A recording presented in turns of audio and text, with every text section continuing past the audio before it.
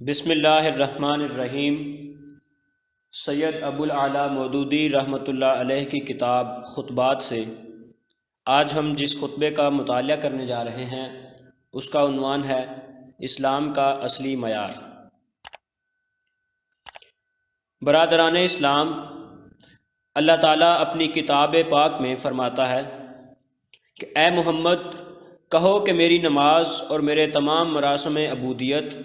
اور میرا جینا اور میرا مرنا سب کچھ اللہ کے لیے ہے، جو ساری کائنات کا مالک ہے، اس کا کوئی شریک نہیں اور اسی کا مجھے حکم دیا گیا ہے، اور سب سے پہلے میں اس کی اطاعت میں سر تسلیم خم کرتا ہوں۔ اس آیت کی تشریح نبی صلی اللہ علیہ وآلہ وسلم کے اس ارشاد سے ہوتی ہے کہ جس نے کسی سے دوستی و محبت کی تو خدا کے لیے، اور دشمنی کی تو خدا کے لیے، کسی کو دیا تو خدا کے لیے اور کسی سے روکا تو خدا کے لیے، تو اس نے اپنے ایمان کو کامل کر لیا، یعنی وہ پورا مومن ہو گیا۔ پہلے جو آیت میں نے آپ کے سامنے پیش کی ہے، اس سے معلوم ہوتا ہے کہ اسلام کا تقاضا یہ ہے کہ انسان اپنی بندگی کو اور اپنے جینے اور مرنے کو صرف اللہ کے لیے خالص کر لے اور اللہ کے سوا کسی کو اس میں شریک نہ کرے، یعنی نہ اس کی بندگی اللہ کے سوا کسی اور کے لیے ہو اور نہ اس کا جینا اور مرنا۔ اس کی جو تشریح نبی صلی اللہ علیہ وآلہ وسلم کی زبان سے میں نے آپ کو سنائی ہے، اس سے معلوم ہوتا ہے کہ آدمی کی محبت اور دشمنی اور اپنی دنیاوی زندگی کے معاملات میں اس کا لین دین خالصتاً خدا کے لیے ہونا عین تقاضۂ ایمان ہے۔ اس کے بغیر ایمان ہی کی تکمیل نہیں ہوتی، کجا کہ مراتب عالیہ کا دروازہ کھلے۔ جتنی کمی اس معاملے میں ہوگی اتنا ہی نقص آدمی کے ایمان میں ہوگا، اور جب اس حیثیت سے آدمی مکمل طور پر خدا کا ہو جائے تب کہیں اس کا ایمان مکمل ہوتا ہے۔ بعض لوگ یہ سمجھتے ہیں کہ اس قسم کی چیزیں صرف مراتب عالیہ کا دروازہ کھولتی ہیں، ورنہ ایمان و اسلام کے لیے انسان کے اندر یہ کیفیت پیدا ہونا شرط نہیں ہے، یعنی بالفاظ دیگر اس کیفیت کے بغیر بھی انسان مومن و مسلم ہو سکتا ہے، مگر یہ ایک غلط فہمی ہے، اور اس غلط فہمی کے پیدا ہونے کی وجہ یہ ہے کہ عام طور پر لوگ فقہی اور قانون اسلام اور اس حقیقی اسلام میں جو خدا کے ہاں معتبر ہے فرق نہیں کرتے۔ قانونی اور حقیقی اسلام کا فرق۔ فقہی اور قانونی اسلام میں آدمی کے قلب کا حال نہیں دیکھا جاتا اور نہیں دیکھا جا سکتا، بلکہ صرف اس کے اقرار زبانی کو اور اس امر کو دیکھا جاتا ہے کہ وہ اپنے اندر ان لازمی علامات کو نمایاں کرتا ہے یا نہیں جو اقرار زبانی کی توثیق کے لیے ضروری ہیں۔ اگر کسی شخص نے زبان سے اللہ اور رسول اور قرآن اور آخرت اور دوسرے ایمانیات کو ماننے کا اقرار کر لیا اور اس کے بعد وہ ضروری شرائط بھی پوری کر دیں جن سے اس کے ماننے کا ثبوت ملتا ہے، تو وہ دائرۂ اسلام میں لیا جائے گا اور سارے معاملات اس کے ساتھ مسلمان سمجھ کر کیے جائیں گے، لیکن یہ چیز صرف دنیا کے لیے ہے، اور دنیاوی حیثیت سے وہ قانونی اور تمدنی بنیاد فراہم کرتی ہے جس پر مسلم سوسائٹی کی تعمیر کی گئی ہے۔ اس کا حاصل اس کے سوا کچھ نہیں کہ ایسے اقرار کے ساتھ جتنے لوگ مسلم سوسائٹی میں داخل ہوں وہ سب مسلمان مانے جائیں اور ان میں سے کسی کی تکفیر نہ کی جائے، ان کو ایک دوسرے پر شرعی اور قانونی اور اخلاقی اور معاشرتی حقوق حاصل ہوں، ان کے درمیان شادی بیاہ کے تعلقات قائم ہوں، میراث تقسیم ہو اور دوسرے تمدنی روابط وجود میں آئیں۔ حقیقی اسلام۔ لیکن آخرت میں انسان کی نجات اور اس کا مسلم و مومن قرار دیا جانا اور اللہ کے مقبول بندوں میں شمار ہونا اس قانونی اقرار پر مبنی نہیں ہے، بلکہ وہاں اصل چیز آدمی کا قلبی اقرار، اس کے دل کا جھکاؤ اور اس کا بالرضا و رغبت اپنے آپ کو بالکلیہ خدا کے حوالے کر دینا ہے۔ دنیا میں جو زبانی اقرار کیا جاتا ہے وہ تو صرف قاضی شرع کے لیے اور عام انسانوں کے لیے اور مسلمانوں کے لیے ہے، کیونکہ وہ صرف ظاہر ہی کو دیکھ سکتے ہیں، مگر اللہ آدمی کے دل کو اور اس کے باطن کو دیکھتا ہے اور اس کے ایمان کو ناپتا ہے۔ اس کے ہاں آدمی کو جس حیثیت سے جانچا جائے گا وہ یہ ہے کہ آیا اس کا جینا اور مرنا اور اس کی وفاداریاں اور اس کی اطاعت و بندگی اور اس کا پورا کارنامہ زندگی اللہ کے لیے تھا یا کسی اور کے لیے۔ اگر اللہ کے لیے تھا تو وہ مسلم اور مومن قرار پائے گا، اور اگر کسی اور کے لیے تھا تو نہ وہ مسلم ہوگا نہ مومن۔ اس حیثیت سے جو جتنا خام نکلے گا اتنا ہی اس کا ایمان اور اسلام خام ہوگا، خواہ دنیا میں اس کا شمار کیسے ہی بڑے مسلمانوں میں ہوتا رہا ہو اور اس کو کتنے ہی بڑے مراتب دیے گئے ہوں۔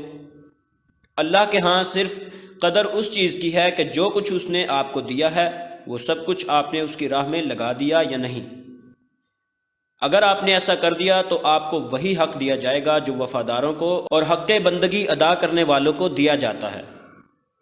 اور اگر آپ نے کسی چیز کو خدا کی بندگی سے مستثنا کر کے رکھا تو آپ کا یہ اقرار کہ آپ مسلم ہوئے،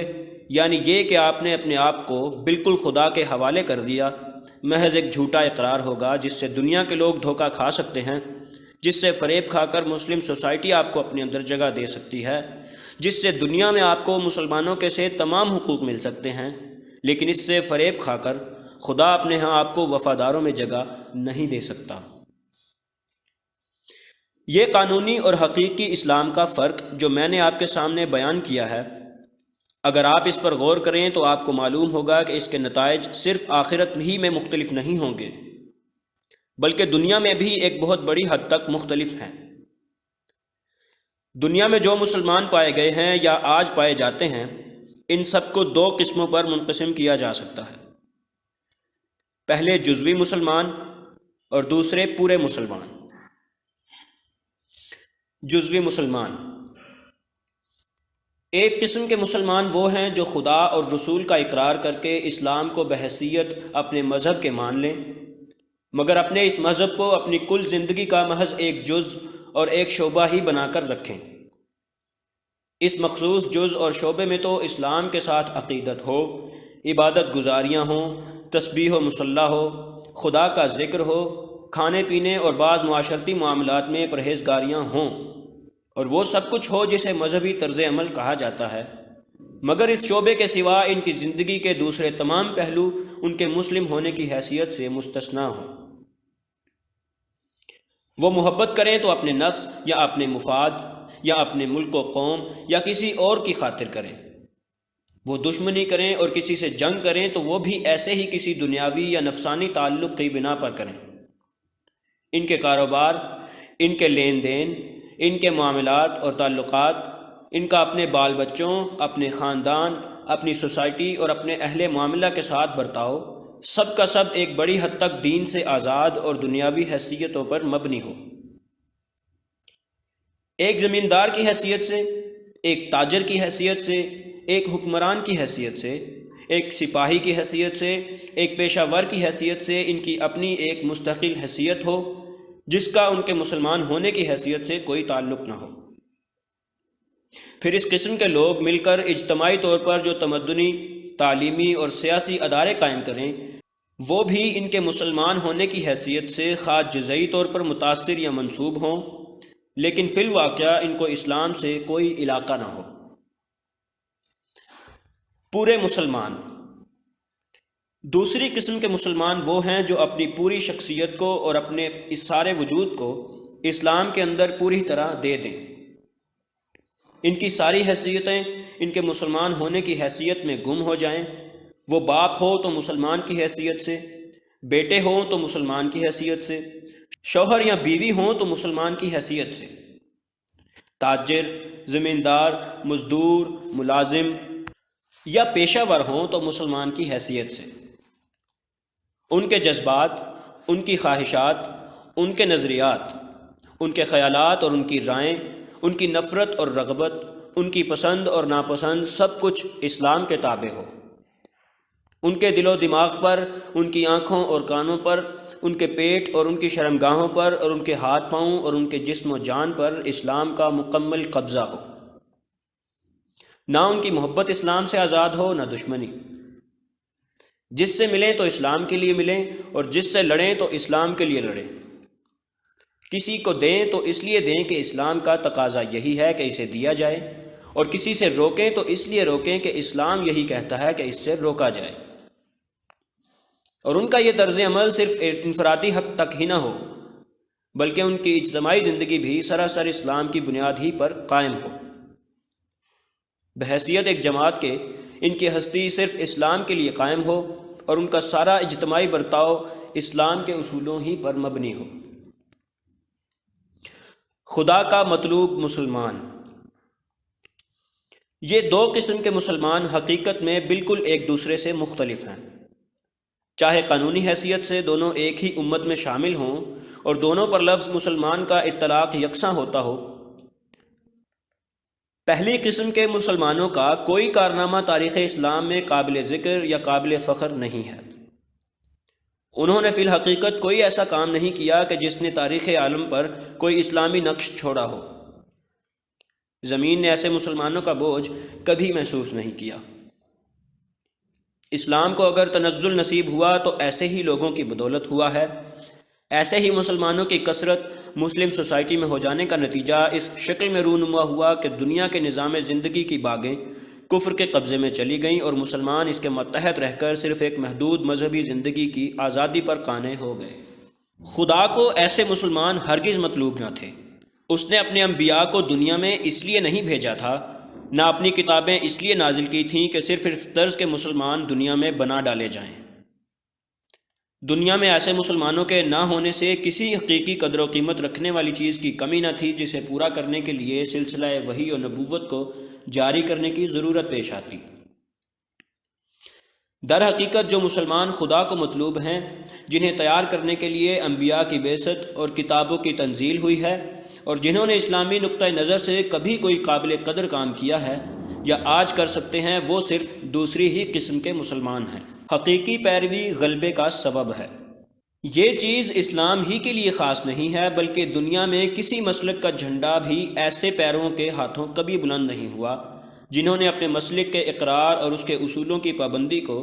اپنی کل زندگی کے ساتھ صرف ضمیمہ بنا کر رکھا ہو اور جن کا جینا اور مرنا اپنے مسلک کے سوا کسی اور چیز کے لیے ہو۔